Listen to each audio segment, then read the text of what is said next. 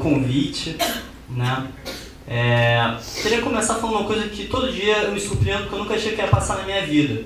Porque hoje, todo dia, quando eu vou pagar passagem no ônibus, abre um sorriso na minha cara. Entendeu? Eu nunca achei que isso ia acontecer.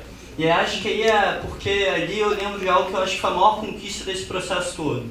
Que foi a maioria das pessoas, em especial acho que pra minha geração, eu tenho um privilégio aqui que eu acho que eu sou a única pessoa com menos de 30 anos na mesa, e é sempre legal falar disso, né?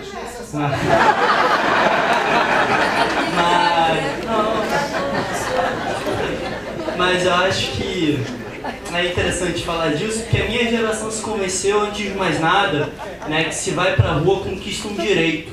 Né? Eu acho que essa é a maior vitória possível, operar na cabeça das pessoas ao que durante muito tempo parecia que não era possível. Que é, né, uma ação coletiva, pessoas indo à rua, né, pode alterar o que é a realidade. A realidade já não está dada, é algo que nós somos sujeito dela. Né? E aí, a partir daí, essa pergunta, a gente luta pelo quê, vai poder ser respondida pelo maior número de pessoas, pelas mais diferentes questões. Eu achei interessante que estava vendo que, parece que em Petrópolis, a principal bandeira lá das manifestações era o laudêmio, o fim do laudêmio. Né? Porque é o que afeta a galera lá, o privilégio da monarquia que prevalece ganhando dinheiro. Então, eu acho que aí tem três coisas que são muito relevantes. Assim. A primeira é que a minha geração, ela nasceu logo depois do último grande ciclo de lutas que as pessoas costumam comparar a esse que a gente está vivendo agora. Foi o processo das diretas já. E aí era um processo que era uma luta não só por direitos democráticos, mas por direitos sociais. Quando eu era muito pequenininho, a minha mãe me mostrava lá uma foto que era do doutor Ulisses Guimarães, nem sei se as pessoas lembram do Ulisses, com a Constituição Cidadã. Aquela que ia garantir direito à terra, direito à educação, direito à saúde, direito a, quem sabe, até a transporte, que ia ser um direito garantido pelo Estado e pela sociedade.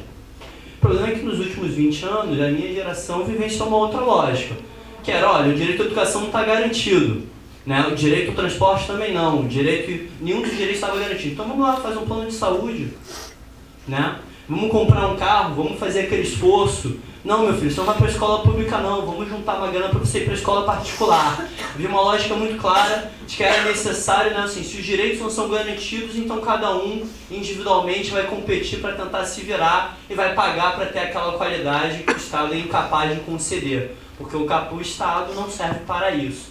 E aí eu acho que quando a gente chega numa pauta de uma mobilização que coloca de forma muito clara, não são 20 centavos, são direitos, acho que isso é muito importante, porque de uma forma muito sintética, a gente nega tudo que está dado aí. Que não vamos pagar mais para um dia o transporte ser de qualidade. Né? Não vamos topar pagar, né, para ter um carro, por exemplo, porque isso não muda a cidade que a gente vive. Porque isso vai engarrafar cada vez mais a cidade, porque isso vai poluir cada vez mais. Né? E aí acho que a minha geração vivencia duas coisas nesses últimos 20 anos que são muito importantes. A primeira é que a sociedade foi se esvaindo de espaços coletivos. Sempre que eu ia num livro de história, ou se eu vejo as fotos no Google, de manifestações do passado, eu via muitas faixas, né? Além das bandeiras, das polêmicas bandeiras, eu via muitas faixas. Né? Que é uma coisa que você não faz na sua casa, não pego os 5 metros de pano, né, e pinto lá na minha sala e tal. Né? Isso colocava um espaço coletivo que organizava as pessoas para elas irem se manifestar. Você fazia a faixa no pátio da sua escola, fazia a faixa no pátio do seu local de trabalho, no seu bairro, na associação de morador. E hoje nós não temos tantas faixas. Né? Hoje existe esse debate de que não é só os partidos que não nos representam, mas poucas coisas nos representam e mais do que isso nos organizam. Né? E aí, como nada me representa, eu tenho que ir lá me representar. E cada um vai lá e leva o seu cartaz. Né? Acho que essa é uma mudança que coloca muito, que é um debate político que a gente tem que fazer para movimentos sociais, eu construo um DCE, para os próprios partidos políticos, houve um esvaziamento dos espaços coletivos que a gente tem que pensar como é que a gente lida. É muito interessante, inclusive, que alguns cartazes que eu via na rua, por exemplo, a coisa da PEC 37, me parecia que a lógica das pessoas era muito mais um meme, elas estavam reproduzindo às vezes uma frase como "o gigante acordou", que elas viram no Facebook ou na televisão, do que aquilo fosse fruto de um espaço, de um debate coletivo. Apesar disso, a segunda coisa que é muito interessante é que, apesar da profunda pluralidade, cada um está com o seu cartaz, o povo sabia qual era a pauta, todo mundo sabia qual era a pauta. E a pauta, para mim, não era a PEC 37. A pauta era a Copa do Mundo, a gente não quer mais dinheiro para a Copa, a gente quer para a educação e para a saúde. A pauta era transporte, que não era só a questão do preço, mas era ter qualidade, era ser público.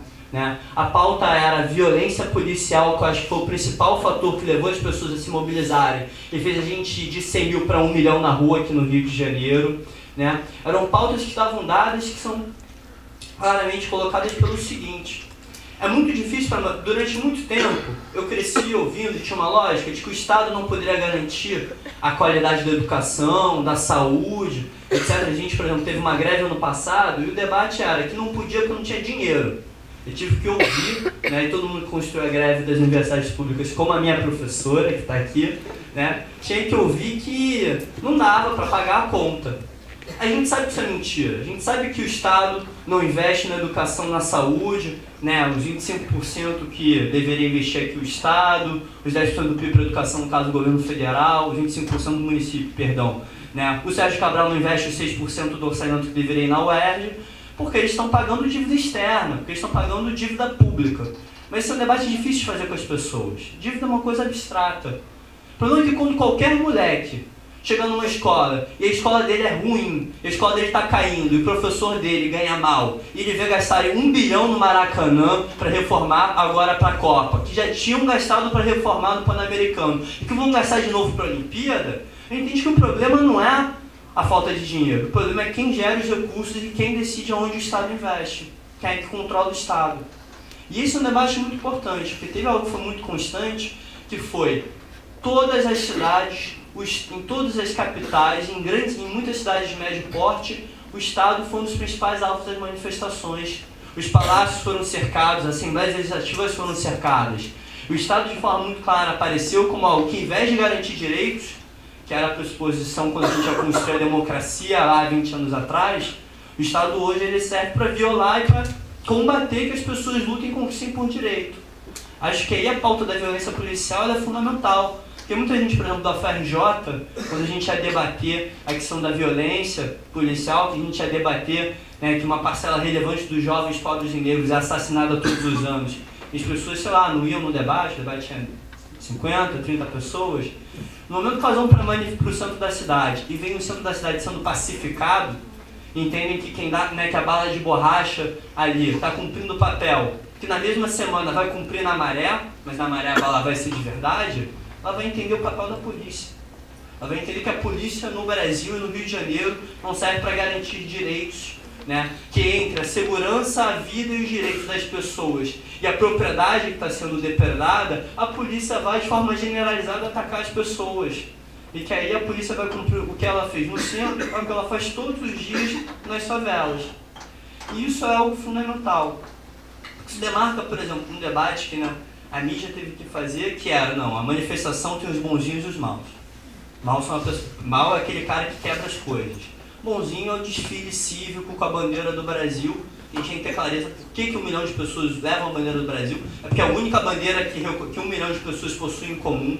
Se você pedir para 1 milhão de pessoas cantarem na rua, a única palavra de ordem que elas conhecem, né, é sou brasileiro, porque nos últimos 20 anos, uma série de setores que estavam nas ruas, né, perderam centralidade, há poucas associações de moradores para o cara cantar uma palavra de ordem sobre o bairro dele, né? Apesar do DCE, dos grêmios, dos sindicatos, alguns permanecerem combatidos, isso perdeu espaço, né?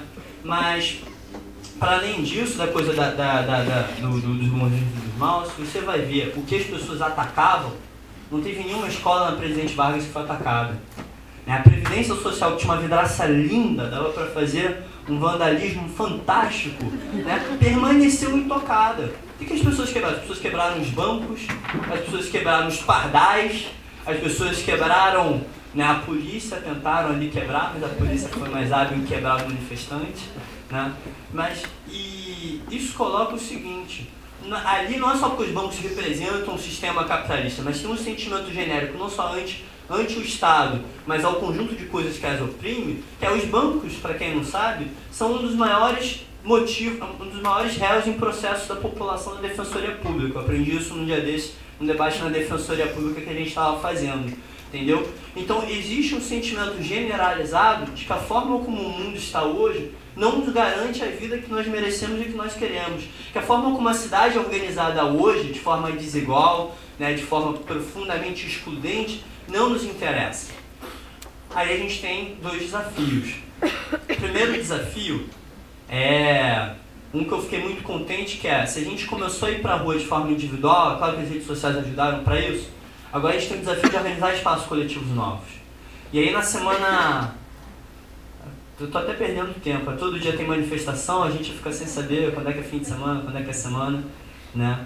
Mas teve uma semana agora, que foi o último ato da quinta-feira do fórum, antes do ato de domingo no Maracanã, que na segunda-feira teve um ato que foi marcado só pelas redes sociais. Né? Foi um ato lá, foi um ato de 2.000 pessoas, né? Hoje em dia a gente acha 2.000 pessoas pouco, né? Agora tem ato de 1 milhão, parece que, né? E foi um ato meio estranho, tinha uma galera ali com uma bandeira, né? Claro que não era o conjunto do ato, mas pela redução da maioridade penal, tinha umas coisas estranhas. No dia seguinte, na terça-feira à noite, a gente faz uma reunião do Fórum de Lutas contra o Aumento da Passagem, que reúne 3.500 pessoas. E foi muito difícil essa reunião. Porque eu nunca tinha participado na minha vida de uma assembleia de 3.500 pessoas. Ninguém ali tinha. Então, pensar como é que isso funciona, como é que isso organiza, foi um desafio fantástico. Mostrou, inclusive, as contradições do movimento organizado. Que, né, foi um momento pedagógico para todo mundo. Para quem estava lá, né, para quem já estava na luta e para quem estava começando a vir. Né? Mas na quinta-feira, esse espaço que foi complicado, foi difícil, durou horas, consegue fazer um ato de 10.000 pessoas. Foi o primeiro ato que conseguiu começar e acabar sem ser atacado, sem ser destruído pela polícia militar, que não acabou no massacre. E isso é muito importante, porque esse processo da gente conseguir fazer espaço que comece a organizar, agora está acontecendo na cidade inteira. Teve a Assembleia Popular, claro que não é pequeno ainda, mas teve a Assembleia Popular no Largo do Machado, teve a Assembleia Popular em Bangu, teve a Assembleia Popular agora, se eu não me engano, em Botafogo, vai ter agora na Barra. Está tendo debates como esse. Em todo debate que a gente vai, tem muita gente. Eu acho que isso serve para o nosso segundo desafio, que é pensar como é que a gente avança nas bandeiras. Como é que a gente deixa claro que quando a Dilma Rousseff fala para o MPL que não tem como fazer tarifa zero, ela está mentindo. Porque não tem tarifa zero em Cuba, não é o socialismo. Tem tarifa zero em Sydney, na Austrália. Tem tarifa zero em Montreal, no Canadá.